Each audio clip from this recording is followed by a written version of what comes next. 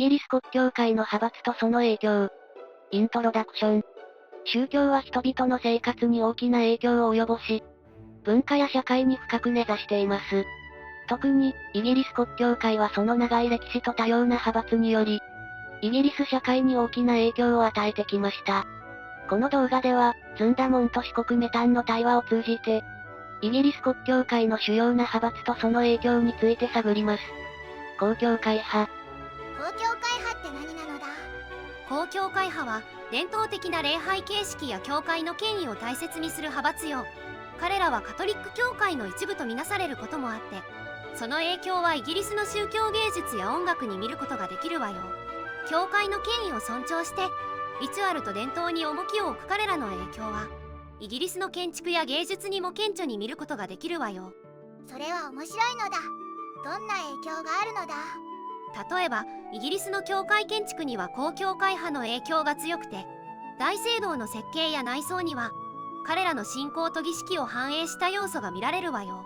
それから公教会派は宗教音楽にも大きな影響を与えていて、クラシック音楽の中には彼らの礼拝からインスピレーションを得た作品も多いのよ。帝教会派。それじゃあ帝教会派って何なのだ？帝教会派は個々の信者の信仰体験を大切にする派閥よ。彼らは個人の信仰体験を大事にしていて、それが社会全体の福祉につながると考えているのよ。それはどういうことなのだ？帝教会派の信者は個々の信者が自分自身の信仰を深めることを重視していて、その結果として社会全体が改善されると考えているの。だから彼らは教育や社会福祉活動に力を入れていて、その影響はイギリスの公教育制度や社会福祉政策にも見られるわよ。ブロードチャーチ派。ブロードチャーチ派って何なのだ？ブロードチャーチ派は公教会派と帝教会派の間の中道を歩む派閥よ。彼らは教会の一致を大切にしていて、その影響はイギリスの宗教対話やエキュメニカル運動に見ることができるわよ。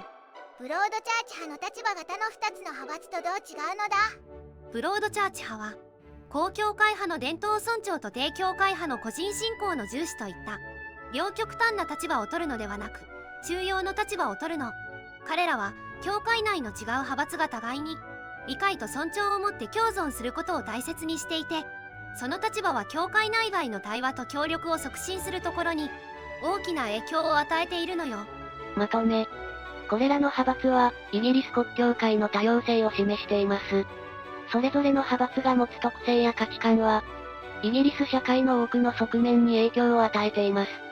それは、宗教が単なる信仰体系以上のものであり、社会全体の価値観や行動に、影響を及ぼす力を持っていることを示しています。今日の動画はここまで。最後まで見てくれてありがとうございました。このチャンネルでは、宗教にまつわる情報を5分以内の短くまとめた動画を毎日投稿中。世界の宗教に興味があるなら、チャンネル登録や他の動画も見てみてね。